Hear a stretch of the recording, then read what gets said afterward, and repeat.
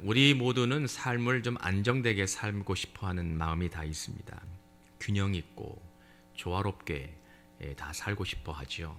누구도 우리의 삶이 불안하고 흔들리고 또 위태하고 어그러지기를 바라는 사람은 한 사람도 없습니다. 모두가 평안한 삶을 어떻게 살아볼까 늘 애를 쓰고 있습니다.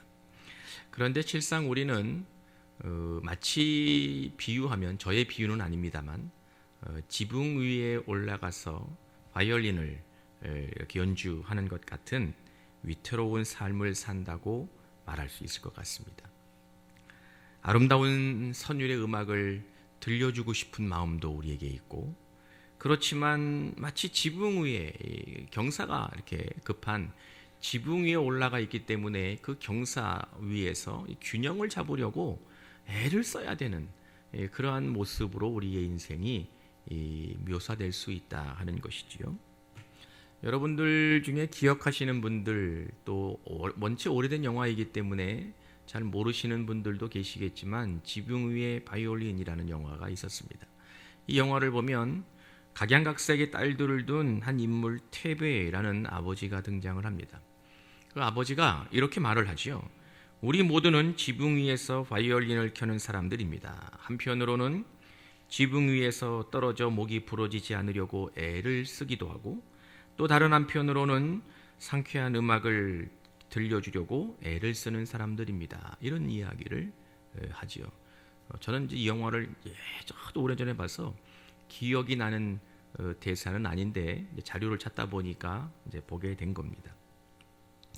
이 말 속에는 두 가지의 중요한 의미가 담겨져 있습니다. 하나는 위험천만한 삶의 현실에서 어떻게 우리가 균형을 잡고 살아갈 수 있을까, 그런 의미가 있고요. 다른 하나는 균형 잡힌 삶을 살기 위한 이 기준이 무엇인가 하는 것에 대한 물음이겠지요. 죄로 오염된 세상에서 저와 여러분들이 살고 있지만, 우리는 정결하고 깨끗한 삶을 유지하고자 그러한 마음이 우리에게 있습니다. 허물어져 버린 하나님의 창조 질서를 회복시키는 것이 얼마나 어렵고 힘겨운 일인지 저와 여러분들은 경험하고 경험상 잘 알고 있습니다. 악한 세력이 얼마나 강해서 우리를 넘어뜨리려고 그냥 우는 사자와 같이 여러분들을 삼키려고 그러한 힘겨운 삶 작동하고 있다는 것도 알고 있습니다.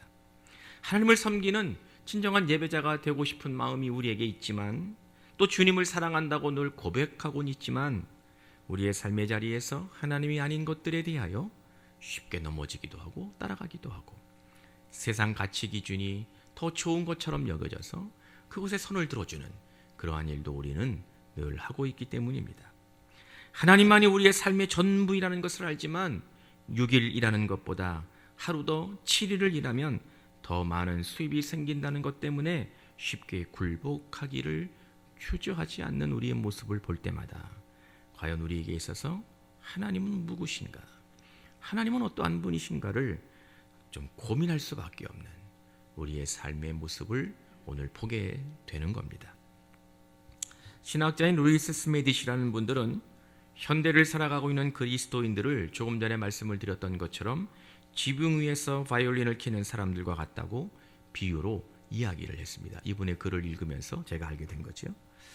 이런 우리의 삶의 지평에서 저는 십계명의 두 번째와 네 번째 계명을 묵상하면서 하나님의 음성을 들어야 될 지점에 우리가 서 있는 것이 아닌가, 그러한 음성을 듣게 됐습니다. 우리가 지난번 새벽기도 시간에 출애굽기를 읽어가면서 이 말씀을 제가 읽을 때, 우리가 지금 이 십계명의 말씀을 들어야 될 지점에 우리 모두가 서 있는 것이 아닌가, 그런 도전을 받게 된 거죠. 여러분들 아마 10개의 영화는 대부분 보신 분들이 아마 대부분이실 겁니다. 10개의 영화를 보면 그 영화가 굉장히 웅장하고 아주 감동적인 내용을 기록하고 있지요.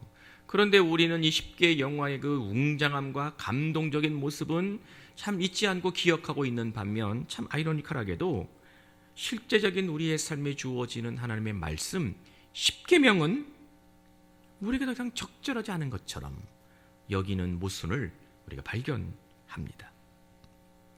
하나님은 우리에게 어떤 모습을 어떻게 바라보고 계시는지, 주께서 우리에게 도전하시는 이 지점에서 우리가 어떻게 하나님의 뜻을 깨닫고 또 그 깨달은 말씀을 가지고 이 땅에서 믿음을 가지고 살아야 되는지 주의 도전과 은혜가 우리 모두에게 있기를 간절히 기원합니다. 우리는 예수 그리스도의 보혈의 십자가로 인하여서 놀라운 변화를 이루고 살고 있습니다. 그것을 우리는 어떻게 표현하느냐? 은혜, 사랑, 복음, 용서, 이러한 것으로 부르는 거죠. 예수 그리스도 때문에 우리는 은혜와 사랑과 또한 용서와 은혜를 복음을 가지고 살고 있다고 말을 하는 겁니다. 그런데 구약 성경에서 출애굽기에 기록되고 있는 아주 딱딱하고 그리고 엄격하게 그지없는 하나님의 명령, 뭐뭐는 하지 말아라, 이렇게 해야 된다, 이것은 지켜라, 이렇게 말씀하고 있는 이 내용은 우리의 마음을 굉장히 무겁게 만드는 그런 말씀으로 들려집니다. 모든 것을 용서하시는 하나님, 예수 그리스도를 통하여 우리에게 주어진 은혜의 기쁨, 그리고 구원은 전적으로 하나님이 우리에게 주시는 선물이라는 것에 대하여 익숙해져 버린 우리들에게 반드시 해야 될 것과 하지 말아야 될 것을 규정하는 십계명은 더 이상 유효하지 않는 구시대의 유물처럼 우리에게 느껴지는 그리스도인들이 되어버렸다는 것입니다. 십계명은 박물관 안에서 잘 보존되어야 할 가치 있는 것이긴 하지만 우리 모두가 십계명을 버리거나 가치 없다고 생각하지는 않는단 말이죠. 그런데 우리는 무의식적으로 십계명은 박물관에 들어가 있는 것이 굉장히 귀한 것이잖아요. 여러분들 박물관에 보는 것들 들어가서 있고 전시되어 있는 것들은 뭐 돈으로 환산할 수 없을 정도로 가치 있고 값어치 있는 것들을 박물관에다 다 보관하고 있습니다. 그런데 우리가 십계명을 마치 박물관에 보관한 것처럼 박물관에 들어가 있어서 의미가 있고 가치가 있고 아주 귀한 것이지만 박물관에 있는 것들이 오늘날의 삶에 유용한 것들은 아니잖아요. 박물관에 있는 것들이 우리들의 삶에 무슨 의미가 있고 활용 가치가 있고 효용성이 있겠습니까? 그냥 박물관에 있는 것이죠. 근데 우리의 머릿속에, 우리의 신앙의 삶 속에 마치 십계명을 이와 같이 여기는 믿음의 태도가 우리 모두에게 있다는 것입니다. 그러나 십계명은 그런 종류의 유물이 아니라 여전히 우리에게 유효한 하나님의 말씀이라는 것을 믿으시기 바랍니다. 지금도 생생하게 살아서 저와 여러분들의 삶에 적용하여는 거룩한 능력이 된다는 것을 믿으시기를 간절히 기원합니다. 믿으시면 아멘. 오늘 우리가 읽은 십계명 중에 두 부분을 통하여 우리는 하나님의 말씀을 알게 됩니다. 그 하나가 하나님의 마음을 알 수 있는 하나가 은혜이지요. 우리는 삶에서 누군가에게 도움을 받거나 뭔가 힘이 되는 일을 경험하면 그 사람에게 은혜를 입었다, 이렇게 말합니다. 언젠가 나도 저 사람에게 은혜를 갚아야지, 이렇게 우리는 고백하기도 하죠. 은혜를 아는 게 사람이죠. 당연하죠. 은혜를 모르면 그게 사람이라고 말할 수 있겠습니까? 받은 은혜에 대해서 감사하고 고마워하고 언젠가 기회가 되면 그 은혜를 갚아야 되는 것이 우리가 마땅히 해야 할 우리들의 삶에서 모습인 것이죠. 그런데 오늘 십계명에서 두 번째 말씀하고 계시는, 여러분들이 저와 여러분들이 읽어서 아시겠지만 은혜라고 표현하는 이것은 사람들과의 관계에서 이루어진 은혜와는 좀 다른 모습을 가지고 있습니다. 그 이유는 하나님은 우리에게 무언가 도움을 필요로 하는 분이 아니시기 때문입니다. 하나님이 불완전하셔서 저와 여러분들이 하나님의 그 불완전한 모습들을 채워주고 뭔가 보답해주고 뭔가 보충해줘서 하나님이 우리에게 은혜를 베푸시는 것이 아니기 때문이죠. 사람과의 관계에서 발생하는 은혜의 상관관계와는 완전히 다른 것이죠. 저와 여러분들에게 하나님의 은혜를 베푸시면 또 다른 이유가 있기 때문인 겁니다. 우리가 하나님께 뭔가 잘해서, 하나님의 부족한 부분을 채워줘서, 하나님이 우리에게 도움을 받아서 하나님이 우리에게 은혜를 베푸시는 것이 아니고, 저와 여러분들에게 하나님이 은혜를 베푸시면 또 다른 이유가 있는 것이겠죠. 이게 바로 십계명에서 우리에게 들려주는 하나님의 은혜인 것입니다. 십계명 중에 오늘 우리가 읽은 이 두 번째 계명은 하나님의 성품을 밝혀주는 참 특이한 표현이 등장하고 있습니다. 10가지의 계명 중에서 이 두 번째 계명만 특별하게 하나님의 성품을 우리에게 밝혀줍니다. 그것이 바로 5절에 나오는 내 하나님 여호와는 질투하는 하나님인즉, 하나님이 질투하신답니다. 다시 말하면 이 질투하다라는 표현은 하나님께서 우리와 같은 인격적인 존재라는 것을 너무도 분명하게 밝혀주고 표현하고 있는 말씀이죠. 하나님이 질투를 하신답니다. 이 질투는 보통 우리 인간들 사이에서 일어난 감정이잖아요. 하나님도 우리 영적 존재이신 분이시지만 인격적인 모습을 가지고 계셔서 질투하는 하나님이시라고 10계명의 10계명 중에 아주 특별하게 좀 눈에 띄는 모습으로 우리에게 들려주고 있는 것입니다. 질투하다라는 말은 칸나라는 구약 성경의 언어는 원래 매우 열심인 이런 뜻입니다. 열심인, 열정적인 그런 의미를 가지고 있는 말에서 비롯된 것이고 우리가 가지고 있는 성경이 질투하는 이라고 번역을 한 것이지요. 하나님의 성품이 무엇이냐? 그분의 성품은 아주 열정적이고 아주 열심인 분이라는 겁니다. 하나님은 그분이 가지고 계시는 속성 중에 하나가 바로 오늘 예배하고 있는 성도들뿐만 아니라 이 땅의 주의 자녀들을 바라보시는 그 눈을 바라보시면서 우리에게 집중하고 계시는 분이라는 의미가 담겨져 있습니다. 하나님은 우리를 바라보고 계십니다. 하나님은 오늘 예배하는 저와 여러분들 한 사람 한 사람을 주목하고 바라보고 계시고 우리에게만 그분의 모든 신경을 집중하고 계시다는 겁니다. 그런데 우리가 만약 하나님이 오늘 이 시간 나를 바라보고 계시는데 하나님은 나에게만 집중하고 계시는데 내가 다른 대상을 보고 있다면 다른 물직원을 바라보고 있다면 바로 하나님이 질투하시는 상황이 되어버린다는 것이지요. 여기에서 우리는 하나님을 바라보지 않고 다른 대상을 보는 것에 대해 언급하고 있는 또 다른 표현을 읽게 됩니다. 4절의 말씀, 너를 위하여. 우상을 만드는 상황이 뭐냐? 너를 위하여 라는 것입니다. 우리를 위하여, 나를 위하여. 우상을 규정하는 명백한 기준이 바로 이것입니다. 우상이란 어떤 고정된 물체나 사물일 수도 있지만 본질적으로는 어떠한 특정한 상황을 말하는 겁니다. 하나님은 나를 바라보고 계시는데 내가 다른 것을 보고 있다면 내가 보는 것이 곧 우상이 되는 것입니다. 깨달아지시면 아멘. 깨닫는 은혜가 있기를 기원합니다. 우상으로 한 특정한 물질과 대상으로 보면 구약 성경에 대표적으로 우상으로 등장하고 있는 것이 바알 신이라고 말할 수 있겠지요. 그 당시 이스라엘 백성들은 하나님께 나아가 제사했다가 자신의 삶의 상황이 틀어지면 우상에게 바알에게 가서 제물을 드리고 절을 하고 그랬습니다. 그래서 이스라엘 백성들은 하나님의 진노하심에 놓이는 모습들을 우리는 성경을 통하여 읽을 수 있습니다. 그런데 오늘 저와 여러분들은 어떠한 그 당시에 조금 이스라엘 백성들과 이야기했던 이 우상과는 좀 다른 형태의 우상을 가지고 있다고 말할 수 있습니다. 우상은 그러니까 구체적인 대상이라기보다는 상황 속에서 발생하고 있다는 것을 오늘 우리의 삶 속에서 깨닫게 되는 겁니다. 하나님은 항상 나를 바라보고 계시는데 내가 여러분들이 다른 것들을 보고 계시다면 예컨대 돈을 바라보고 있거나 성공만을 의지하고 있거나 자식만을 쳐다보고 있거나 그러면 바로 우리는 우상을 섬기는 상황, 그 자리에 서게 되는 것입니다. 자식이나 물질이나 성공과 모든 것들이 중요하지 않다는 것이 아니라 그것도 우리에게 있어야 할 소중한 것들임에게는 분명하지만 하나님에게 저와 여러분들은 가장 귀한 존재인데 우리는 어떨 때는 하나님을 보다가 또 다른 때에는 하나님이 아닌 물질이나 자식이나 성공이나 이 세상의 가치 기준을 바라보고 왔다 갔다 갈짓자 행보를 한다면 바로 이것이 우상이 발생하는 상황이 된다는 것입니다. 우리가 하나님께 항상 최우선인 것처럼 저와 여러분들이 하나님께는 항상 최우선인 것처럼 우리에게도 하나님은 언제나 1번이 되셔야 된다는 것을 깨달아야 될 줄로 믿습니다. 은혜는 이때 저와 여러분들에게 주어지는 겁니다. 할렐루야, 할렐루야. 저와 여러분들의 삶에 하나님이 항상 최우선일 때 우리에게 은혜는 주어지는 것입니다. 하나님을 항상 바라보는 삶, 그래서 하나님과 우리의 눈이 언제나 마주보고 있는 상황, 그 믿음의 자리를 의도하는 것이 바로 오늘 십계명의 네 번째 규정인 안식일의 말씀입니다. 십계명 중에 네 번째 계명 8절, 안식일을 규정하는 안식일을 기억하여 거룩하게 지키라. 아멘. 다 같이 아멘. 이 네 번째 계명은 우리의 매일의 삶에서 하나님의 나를 기대하며 살아야 된다고 말씀하고 있는 겁니다.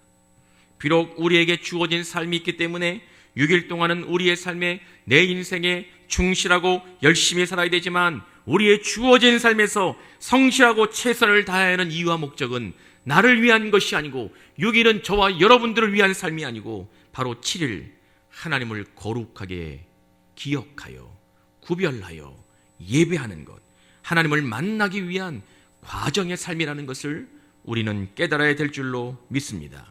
우리가 6일을 살아가지만 하나님의 날을 잊어버리면 우리의 삶에 최선을 다하고 충실하게 살아야 되지만 그날의 하나님을 기억하는 것을 하나님께서 놓쳐버리면 우리의 6일은 아무런 의미가 없는 것입니다. 그저 하나님을 떠난 인생일 뿐이고 하나님을 바라보지 않는 삶일 뿐이고 하나님과의 관계가 망가져버린 그러한 사람이 되는 것일 뿐입니다. 다른 교파에서 강조하고 있는 하이델베르크 신앙 고백문이라는 것이 있습니다. 우리 감리교에서는 잘 인용하지 않는 장로교에서 주로 인용하는 굉장히 중요하게 여기는 그러한 신앙 고백문이죠. 1563년 독일 하이델베르크 총회에서 다 교회의 지도자들이 모여서 우리가 고백하는 신앙은 이것이다, 그렇게 인정하고 공인한 그러한 신앙 고백문입니다. 이 하이델베르크 신앙 고백문의 첫 번째 물음이 바로 이렇게 시작합니다. 삶과 죽음에 있어서 당신의 유일한 위안은 무엇입니까? 대답은 이렇게 하게 되어 있습니다. 삶과 죽음에 있어서 나는 내 자신에게 속한 것이 아니라 나의 신실하신 구세주 예수 그리스도에게 속해 있습니다. 이것이 나의 유일한 위안입니다. 할렐루야, 할렐루야. 우리의 삶의 구심점이 무엇입니까? 이 하이델베르크 신앙 고백문은 우리에게 아주 중요한 것을 가르쳐주고 있습니다. 내 삶에서 얻는, 여러분들의 삶에서 얻는 유일한 위안은 나로부터 생기는 것이 아니라, 세상으로부터 주어지는 것이 아니라, 여러분들이 가지고자 하는 그 어떤 것으로부터 우리에게 오는 것이 아니라, 우리가 우리의 삶에서 얻는 유일한 위안은 예수 그리스도로부터 오는 것임을 깨달아야 될 줄로 믿습니다. 하나님만이 우리를 위안하고 예수 그리스도만이 여러분들을 위로하실 수 있는 분이시라는 걸 우리는 잊으면 안 되는 겁니다. 이것이 바로 안식일의 정신이라고 저는 믿습니다. 월요일부터 토요일까지 비록 우리의 삶에 필요한 것들을 위하여 우리가 살고 있지만 그 근본은, 저와 여러분들이 살아야 되는 삶의 목적은 하나님을 만나는 것이며 하나님을 향한 기대감을 가지고 오늘을 살아야 된다는 것을 믿으시기를 기원합니다. 이것이 바로 우리 모두가 이 땅에서 누릴 수 있는 가장 큰 복입니다. 할렐루야, 할렐루야. 삶에서 균형은 굉장히 중요하지요. 하나님도 우리에게, 저와 여러분들의 삶이 균형 잡히기를 바라고 계십니다. 우리 몸도 보면, 육체도 보면 다 균형이 잡혀 있잖아요. 얼굴도 보면 다 좌우 균형이 딱 이렇게 잡혀 있잖아요. 그래야지 멋있는 거잖아요. 이 균형이 깨어지면 뭐 아름다움도 없어져 버리는 거고 멋있지도 않고 그렇잖아요. 뿐만 아니라 우리의 몸도 균형이 깨지면 병 드는 거잖아요. 병이 뭐예요? 균형을 잃어버리면 병이 드는 거잖아요. 이렇게 우리가 건강한 모습으로 살기 위해서는 외부나 아니면 우리의 몸 안에서도 이 균형이 이루어져야 되는 것처럼 신앙의 균형을 잡는 것도 굉장히 중요하다는 거죠. 그러면 우리가 신앙의 균형을 무엇을 갖고 잡아야 되느냐? 그 기준이 무엇이어야 되느냐? 그것은 바로 전형적인 우리의 신앙 전통인, 절대로 버릴 수 없는, 마치 귀한 것이기는 하나서 그것을 버릴 수는 없고, 그래서 우리가 박물관에 그냥 복원하는 것이 아닌 신앙 전통인 십계명, 하나님이 우리에게 말씀하고 계시는 그 십계명이 바로 우리의 신앙의 균형을 잡는 기준이 된다는 것을 깨달아야 될 줄로 믿습니다. 십계명을 보면 우리에게 하나님이 누구이신지 알려주십니다. 뿐만 아니라 하나님은 우리에게 무엇을 원하고 계시는지도 분명하게 들려주고 계십니다. 이스라엘 역사는 바알 신관의 투쟁의 과정이었다, 이렇게 볼 수 있습니다. 구약 성경을 보면 이스라엘의 긴 역사는 이방 신과 끊임없이 투쟁하는 역사의 흔적들로 기록되어 있다는 것을 알게 됩니다. 그들은 하나님과 이방신 바알과의 사이에 왔다 갔다 방황하는 이스라엘 백성들의 모습을 보여주고 있습니다. 우리는 오늘 이 시간 그렇게 왜곡된 삶을 살았던 이스라엘 백성들의 갈짓자 행보를 진지하게 들여다보면서 우리 사랑하는 성도들은 그들과 다르게 오직 하나님만이 우리에게 은혜를 베푸시며 하나님만이 우리에게 복을 주시며 우리에게 원하시는 하나님을 음성을 듣고 살아가는 것이 우리가 신앙의 균형을 잡는 기준이 됨을 믿음으로 고백해서 하나님이 저와 여러분들에게 보다 크신 은혜를, 더 놀라운 복을 충만하게 내리워 주시고 그렇게 경험하고 사시는 복된 성도들 되시기를 주님의 이름으로 축원합니다. 축원합니다.